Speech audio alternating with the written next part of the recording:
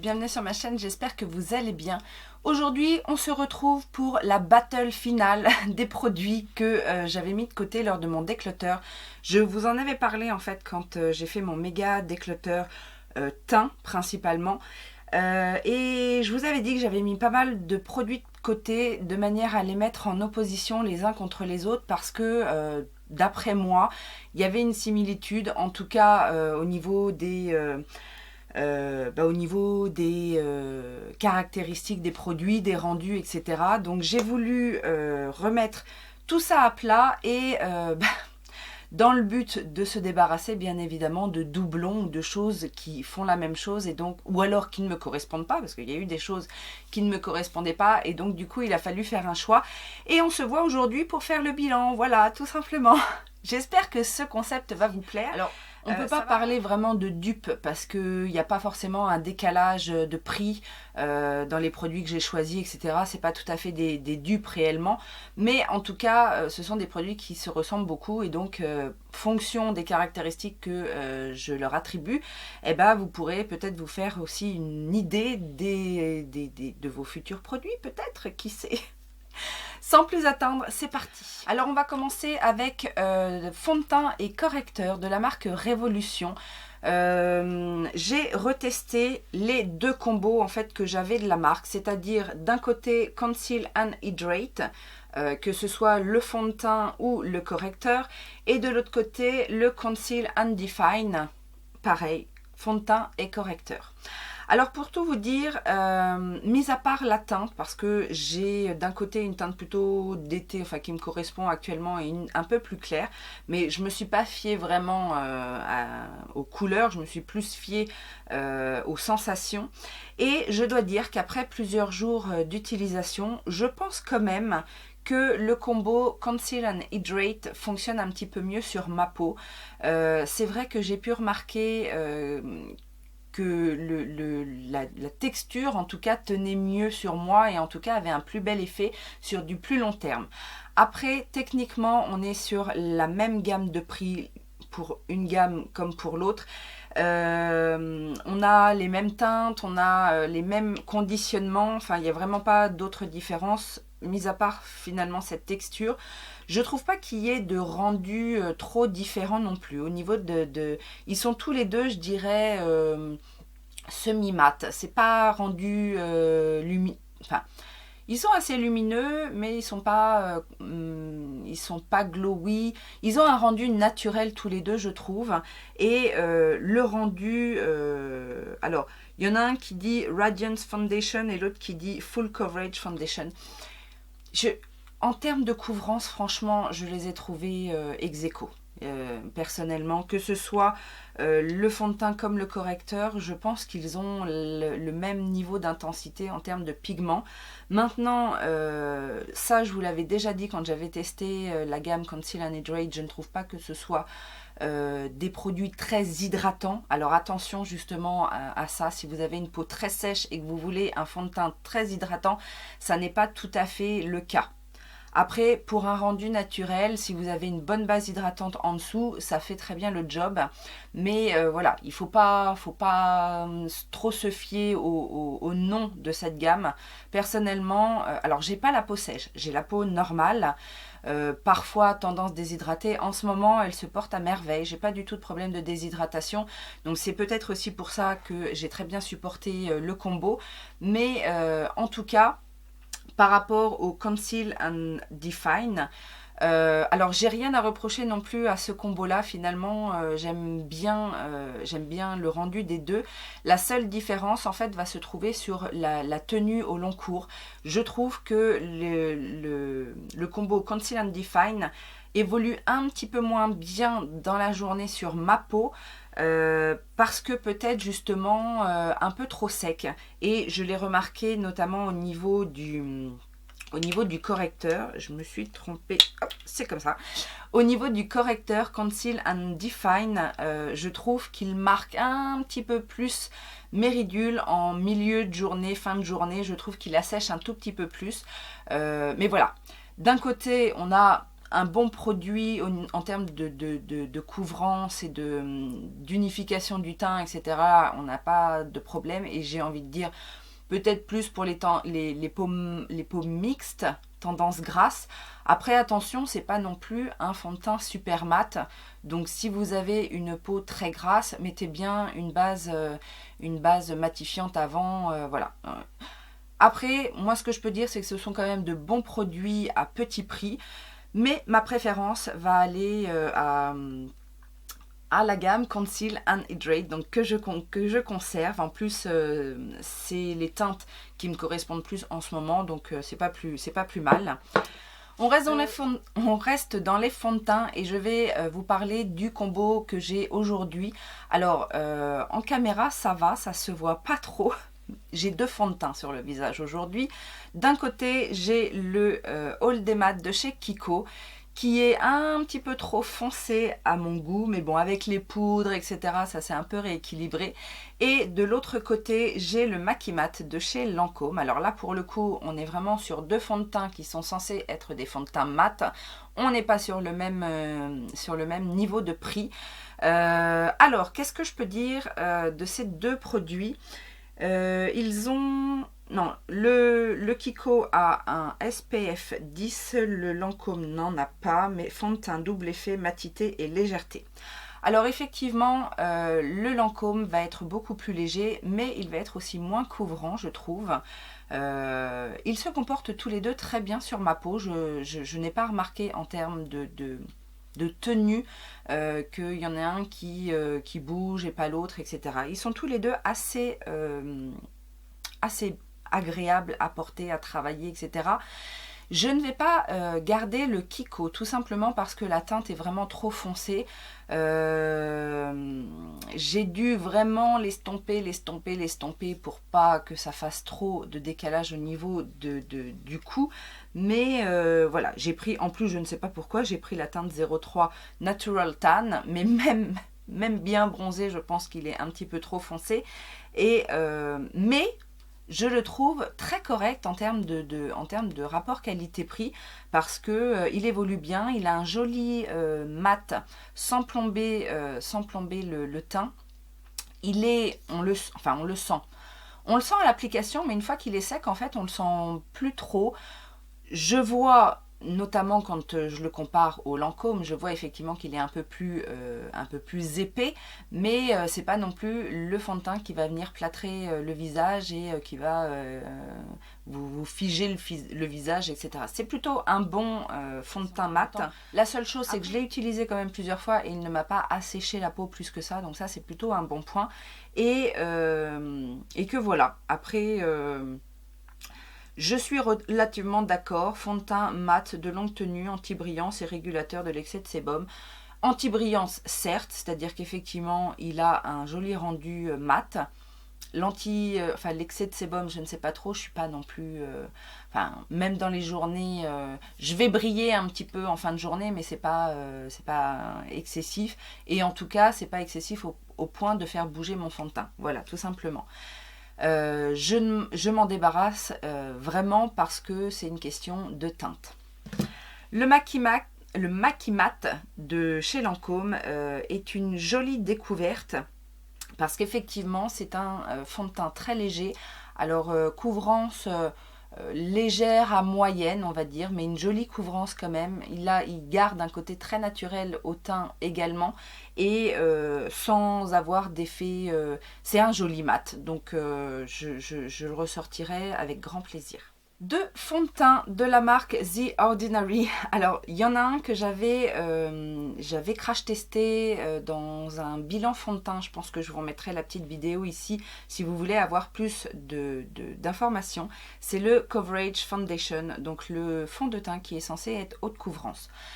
Je n'avais pas été transcendée par ce fond de teint et du coup j'ai voulu tester dernièrement le Serum Foundation, donc qui est censé être le même fond de teint mais un peu moins couvrant, un peu plus fluide, un peu plus léger on va dire, avec un côté sérum. Alors pour tout vous dire, je ne vais garder ni l'un ni l'autre parce que je ne les ai pas aimés. Alors À la limite, si je dois choisir, je pense que je conseillerais plutôt le Coverage Foundation. Parce qu'il va être plus facile à manipuler et peut-être avoir une meilleure tenue. Le fond de teint sérum est une catastrophe sur ma peau et je pense qu'il doit être une catastrophe sur beaucoup de peaux, à part peut-être les peaux très sèches. J'ai trouvé que la matière se fondait pas facilement à la peau, ça laissait un film gras. Quand on passe la main, il ne sèche pas vraiment en fait, il reste un peu en surface, il sèche pas vraiment et quand on passe la main sur le visage, il y a des transferts. Si on a le malheur de se gratter, ça fait des trous. Non, franchement, je n'ai pas compris. Alors, certes, ce sont des fonds de teint qui coûtent pas très cher. Ils sont aux environs de 7 euros. Mais non, c'est pas pour moi du tout. J'ai voulu tester aujourd'hui parce que j'ai quelques produits comme ça dans ma collection. Ce sont, vous savez, des cheek tint. Ces fameuses gelées que l'on met sur les joues justement en blush pour donner un petit côté rosé naturel. J'en ai un de chez Sephora, alors on va passer vite parce que le Lush Flush ça n'est plus vendu, ça fait longtemps que ça n'existe plus. Je ne sais pas par contre pour le Model Co, le Cheek and Lip Tint en teinte Rosy Red. Donc ce sont tous les deux des tubes comme ça. Alors l'avantage du Sephora c'est qu'il y a un petit embout mousse pour l'application, c'est assez facile. Et le Model Co, c'est juste une gelée en fait, donc il faut mettre un petit peu dans les mains, chauffer, tapoter pour donner un petit rose aux joues. Alors, c'est ce que je porte aujourd'hui. J'ai plusieurs choses, donc n'en tenez pas compte, mais j'ai mis le Sephora de ce côté-là et le Model Co de ce côté-là. Le Model Co, j'ai beau tapoter, en remettre, un léger voile rosé, mais vraiment très léger sur la joue, mais voilà, c'est pas suffisant à mon goût et je vois pas trop en fait l'intérêt de ces produits-là, sauf quand on fait vraiment un make-up minimaliste, peut-être soit qu'on met rien sur son teint et à la limite ça pour donner un petit rose aux joues si vous avez tendance à être un petit peu blafarde, mais je suis pas convaincue à vrai dire. Je vais garder quand même le Sephora parce que j'ai bien aimé. Le Sephora est un petit peu plus rouge, donc c'est peut-être aussi pour ça qu'on le voit un petit peu plus. Mais je ne vais pas garder le Model Co. Le Model Co, à la limite, je pense que c'est le genre de choses qu'on peut préconiser aux jeunes filles en fait. Qui veulent pas se maquiller de trop et qui veulent juste se mettre un petit flash de couleur sur les joues, et je pense le proposer à ma fille. Je pense que c'est tout à fait le genre de choses qu'une jeune fille peut mettre, enfin jeune fille je m'entends, ou alors des personnes qui aiment le naturel on va dire, mais celui-ci je le recommande pas vraiment parce que le tint on le voit pas, c'est trop léger pour le coup. Comme j'avais pas forcément suffisamment de rose aux joues justement avec les tints là, j'ai testé deux autres produits un peu dans le même genre. Ce sont des blush sticks comme ça, pareil, qui vont venir teinter un peu la joue et agir peut-être un petit peu avec le pH de la peau. En tout cas, je pense que c'est le cas du Sephora. Ça c'est pareil, ça ne se retrouve pas. C'était le blush révélateur de couleur. Donc c'est un stick rose comme ça mais qui n'a pas vraiment de couleur, et quand vous le mettez sur la joue, alors c'est un côté un peu frais, je sais pas si vous allez le voir, mais ça se teinte un petit peu avec le pH de la peau. Donc ça a bien rehaussé le côté justement où j'avais mis le Model Co. Donc je trouve que du coup j'ai un petit rose aux joues un petit peu plus intense. Après avec ce genre de produit, attention, j'ai envie de dire attention, moi vous savez j'ai des petites taches de rousseur ici. Ça a tendance un petit peu à marquer les taches de rousseur et à les faire ressortir, mais du coup pas forcément en tant que tache de rousseur, mais ça va faire une petite ombre et ça peut passer pour des taches, donc il faut faire quand même un petit peu attention avec ce genre de produit. Et en face j'ai exactement la même chose, alors dans une teinte un petit peu plus orangée. Du docteur Pierre Rico. Alors je ne sais pas si ils font toujours ce genre de produit. Ça s'appelle Stick Blush Corail Soleil. Et alors là, pour le coup, celui-ci n'a rien donné. Alors heureusement que le petit tint de chez Sephora avait déjà donné un petit peu de couleur, parce que là j'en ai rajouté, ça fait rien. Donc ça, bien évidemment, je m'en débarrasse. On va parler maintenant de produits qui ne servent à rien à mon avis. Il s'agit des crayons à lèvres transparents. Alors j'en avais 2 dans ma collection et je dois vous dire que je n'utilisais pas forcément ce genre de produit, et là je me suis dit bon. Je pense qu'il y en a un que j'ai eu dans c'était un duo avec un Color Sensational de chez Maybelline. Donc ça, c'est le crayon transparent contour des lèvres sculptant de chez Maybelline. Et alors ça, déjà, j'ai trouvé que c'était une catastrophe parce que la texture est pas super... voilà. Je viens de l'essayer sur ma main et... j'ai la mine qui s'est cassée. Donc voilà, j'allais dire en termes de texture, c'est pas terrible. Ça fait des petits trucs qui accrochent sur les lèvres. Donc ça, c'est clair que non. Et j'ai pas trouvé de résultat après en appliquant mon rouge à lèvres. C'est censé éviter justement les débordements. Non, franchement, moi, ça me sert à rien. Donc ça, non. Et aujourd'hui, j'ai voulu tester celui de chez Dr. Rico. Donc celui-ci, je crois qu'il existe toujours. C'est le Lip Contour Pencil. Et là encore, je trouve pas d'intérêt à ce genre de produit. Alors, peut-être un petit peu plus avec les rouges à lèvres en bâton. Mais en tout cas, pour les rouges à lèvres liquides, comme en général, on a un petit embout qui permet de bien préciser le contour des lèvres. Je ne suis pas sûre que ce soit utile. Et en plus, je ne trouve pas que ça garde... ou alors, peut-être, au contraire, avec un rouge à lèvres très liquide qui aurait tendance à filer. Mais bon, si le rouge à lèvres liquide, il a tendance à filer, pour moi, c'est pas un bon rouge à lèvres liquide et je le garde pas.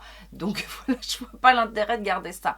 J'avais 2 bronzers que je pensais être ressemblants. Il s'agit d'un côté de Chocolate Heart, en fait, de chez I Heart Revolution. Donc c'est le bronzer Chocolate Heart qui se présente comme ça et que je voyais comme un bronzer très lumineux. De l'autre côté, j'avais une poudre éclat Sun Highlighter, ça s'appelle de la marque Stila. Et je vous avoue que je l'ai mis un petit peu en test parce que j'étais prête à m'en débarrasser. Tout simplement, alors ça se présente comme ça, c'est un bronzer relativement doré, lumineux. Et le pan s'en va. Donc je me suis dit, avant de soit réparer ou de le mettre dans une palette teint personnalisée, je vais le retester à plusieurs reprises. Et alors... pour le coup, pour cette battle, c'est pas tout à fait la même chose parce qu'on a effectivement ici un bronzer qui va être relativement lumineux mais pas tant que ça. Il est très léger, il est très peu pigmenté et donc pour faire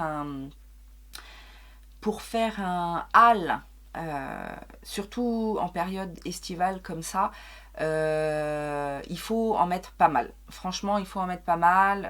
J'ai eu du mal à utiliser ce bronzer là, en tout cas avoir le résultat que j'espère d'un bronzer. Il est un peu lumineux mais il n'est pas aussi lumineux que l'autre. Alors je suis encore en train d'hésiter avec ce bronzer parce que techniquement je le trouve pas laid. Une fois que j'ai réussi à bien le travailler, je le trouve pas laid, mais il est effectivement peu pigmenté et je vous dis en ce moment c'est un peu compliqué de juger. Je pense que c'est en fait je pense que je vais lui donner un petit sursis et le réessayer cet hiver quand j'aurai un teint beaucoup plus pâle pour voir vraiment ce qui vaut réellement. En tout cas, bien évidemment, c'est pas quelque chose que je conseille aux peaux foncées puisque je le trouve assez clair. Maintenant, ils se font relativement bien et j'ai pas eu de déconvenue en fait à l'utilisation de ce produit. Quant au Stila, en fait, si je me rapproche un petit peu, vous pouvez voir, finalement, je l'ai mis en topper parce que c'est plus un highlighter qu'un bronzer. En même temps, c'est un peu moi qui me suis emballée, hein. C'était dans mes bronzers, mes poudres éclat. Même s'il y a marqué Sun Highlighter, il n'y a rien de bronzer dans ce produit. C'est un highlighter et un highlighter très très très doré. Je le trouve en fait assez beau. Il est pas trop pailleté, mais il y a comme des micro nacres. Après, c'est effectivement un doré assez intense, donc je vais le réserver pour l'été. Je vais continuer à l'utiliser. Donc pour le coup, cette battle, personne ne perd. Tout le monde retourne dans mes tiroirs et on verra un petit peu à l'utilisation pour la réelle, les réelles caractéristiques en fait. Je vais un peu m'énerver.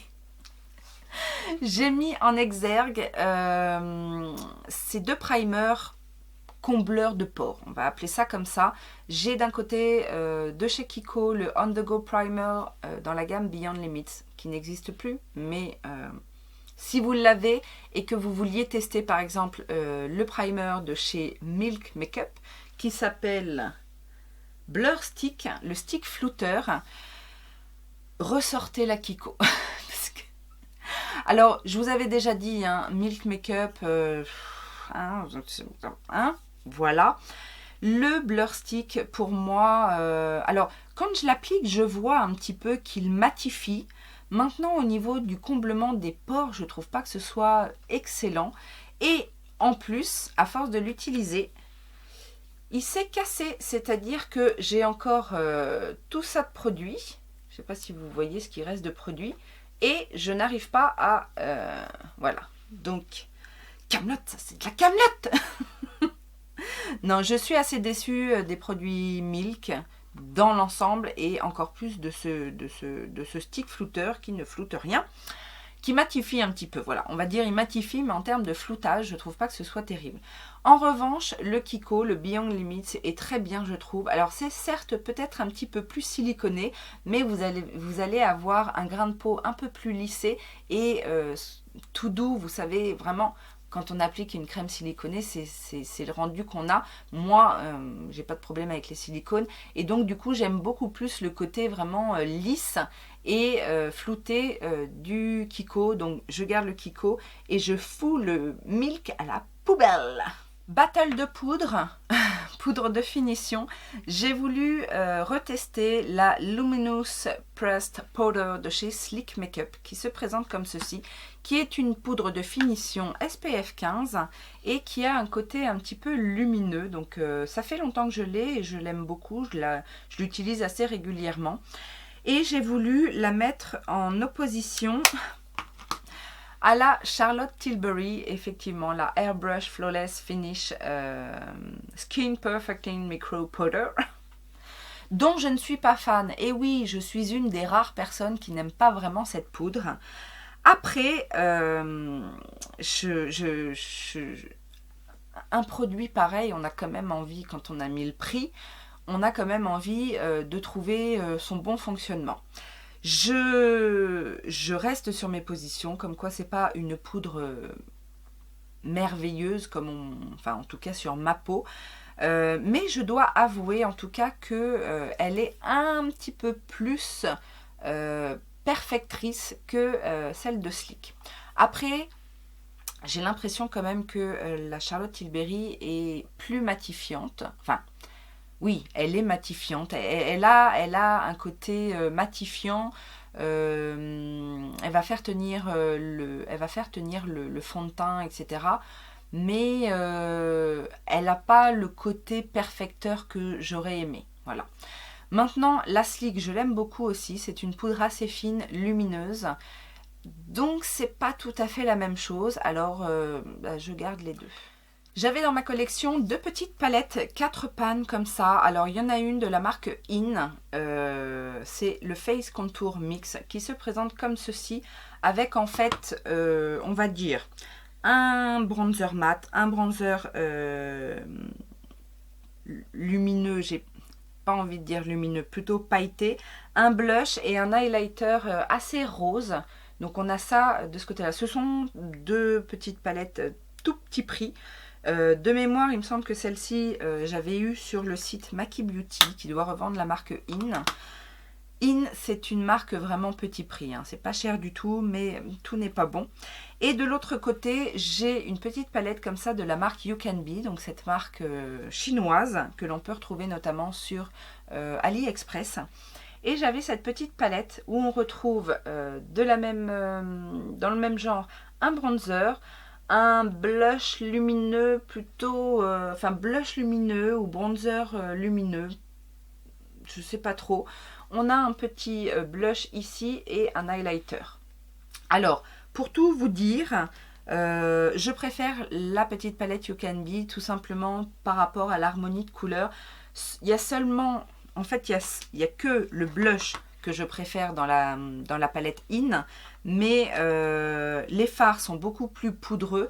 Le fameux bronzer pailleté, c'est des grosses paillettes finalement, c'est pas un bronzer lumineux. Alors là, par contre, on est sur quelque chose de très lumineux, voire même un peu highlighter. Mais c'est pour ça que je vous dis, c'est plus un topper, un bronzer topper, mais qui peut servir aussi d'highlighter pour les teints les plus foncés, je pense. Mais c'est surtout que c'est beaucoup moins poudreux et beaucoup plus facile à manipuler. Donc, il n'y a pas photo, je garde le You Can Be et je me sépare du In.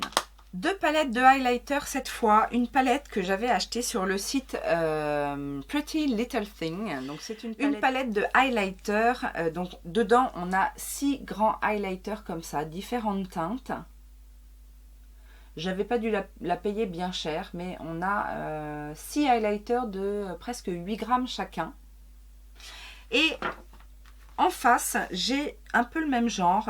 C'est la marque Bebela Cosmetics, c'est la Fairy Dust.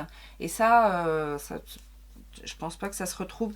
Il me semble que j'avais eu ça dans ma toute première commande Boozy Shop, mais la marque n'est plus vendue. C'était un petit peu dans le même genre que Beauty Creation. Si c'est une marque qui vous parle, c'est un peu le même genre. Et là, pareil, on a 6 highlighters. C'est des gros pans. Alors là, j'ai pas le grammage, mais on est dans le même genre, dans les mêmes catégories d'highlighter.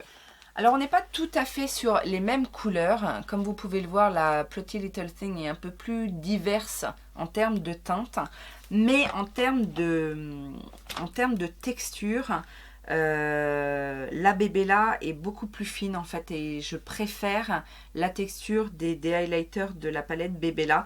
Celle-ci est jolie, ce sont des highlighters un petit peu plus crémeux, mais en même temps un petit peu plus épais. Donc du coup, même si j'aurais bien aimé les différentes teintes, parce qu'on a des très très jolies teintes dans cette palette, notamment ce petit pêche là, c'est un très très beau highlighter.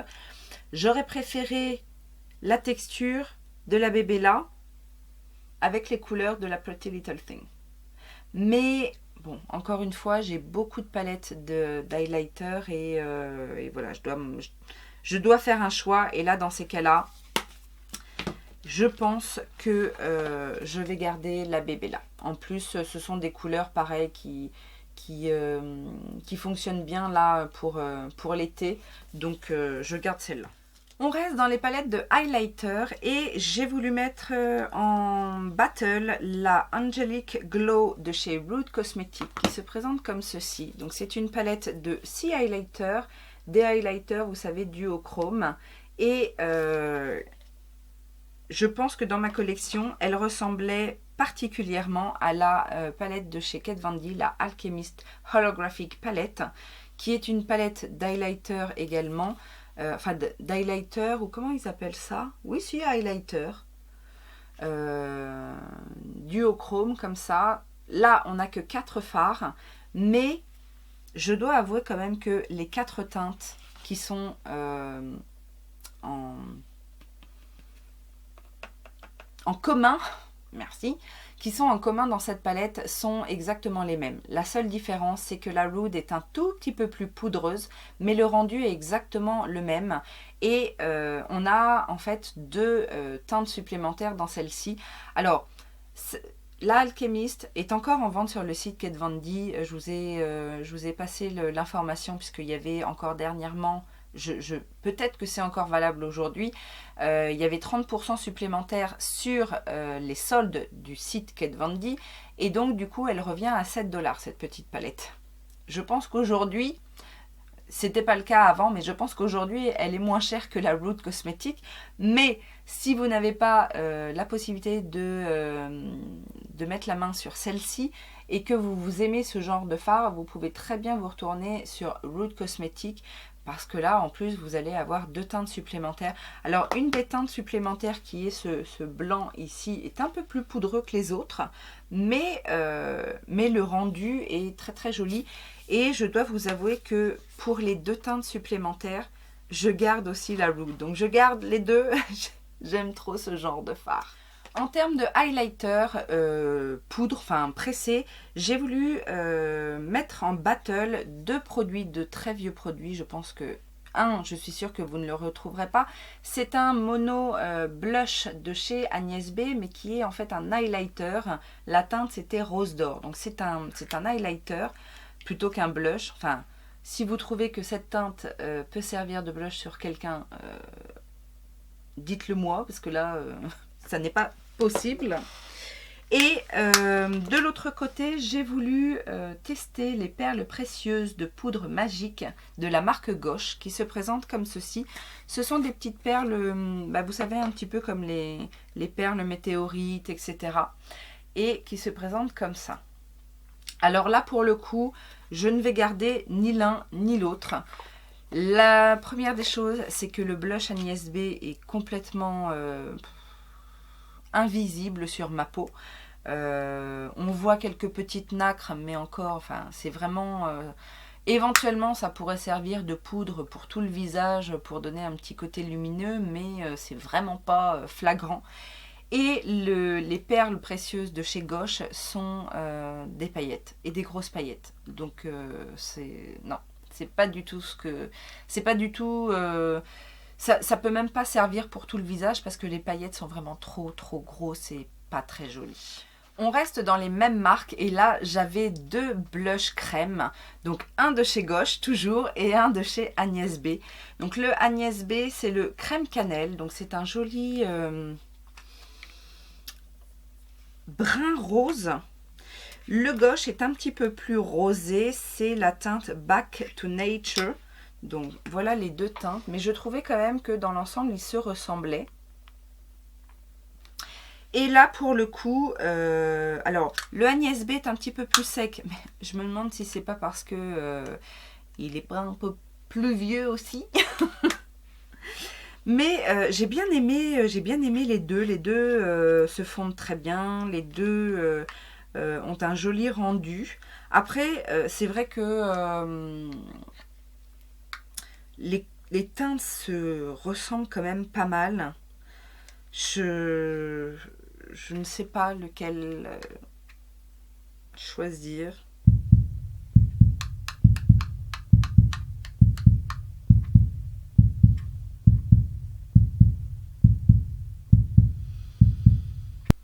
Je pense que je vais garder le Gauche, mais vraiment parce que le Agnès B est vieux et qu'il faut que je réussisse à me débarrasser de ces produits-là dorénavant.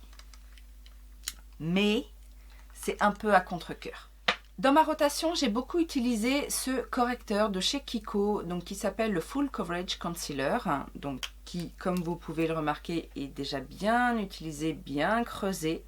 Et j'ai voulu le mettre en battle avec un de chez Kiko, donc qui s'appelle tout simplement Concealer, et qui se présente comme ceci, que j'ai depuis un petit moment.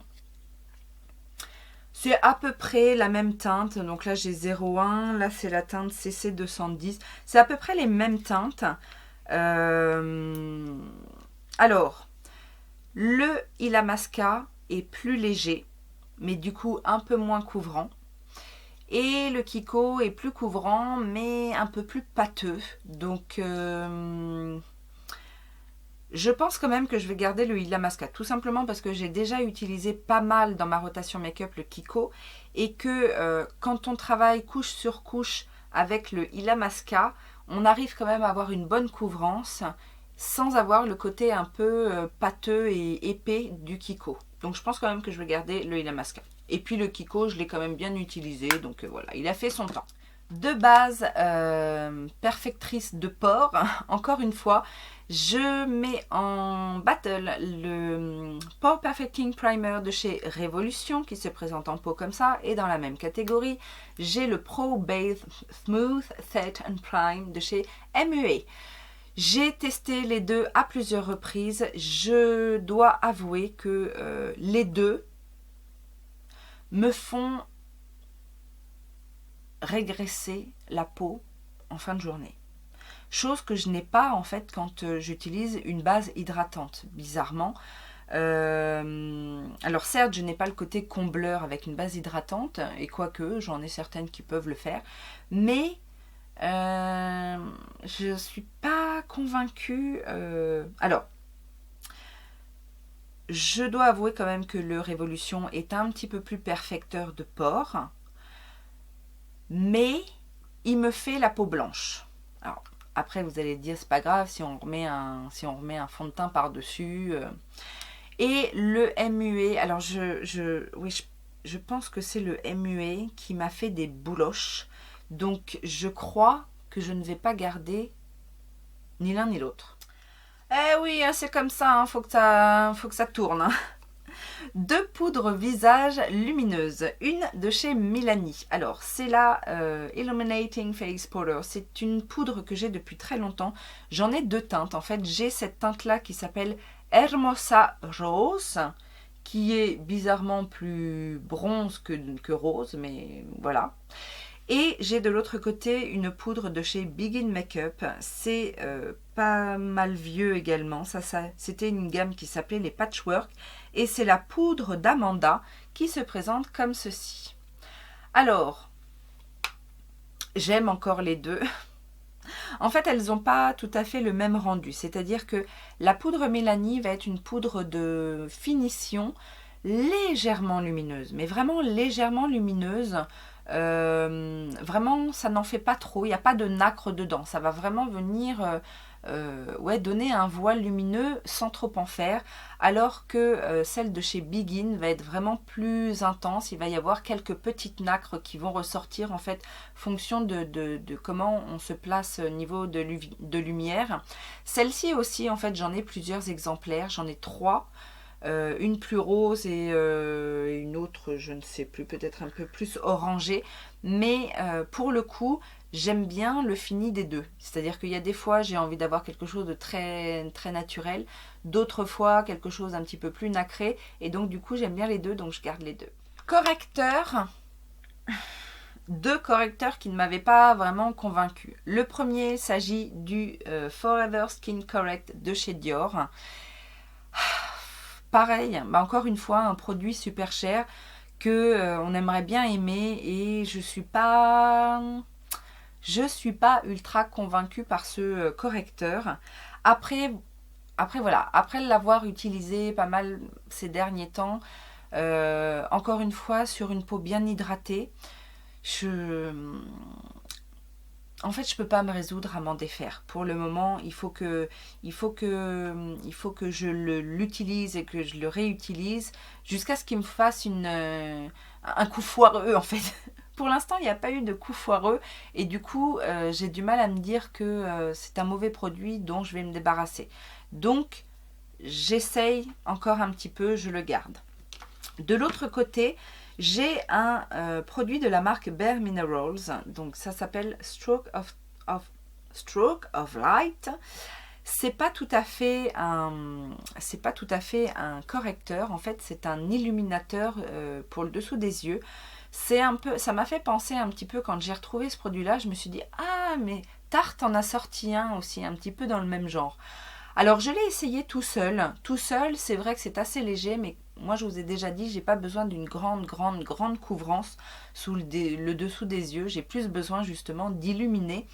Et alors, d'un côté, la teinte que j'ai en teinte Luminous 3 est peut-être un petit peu foncée pour illuminer par la couleur. Après, c'est un produit quand même qui est assez léger et assez... alors c'est pas gras, c'est un peu, ça fait un peu produit gorgé d'eau en fait.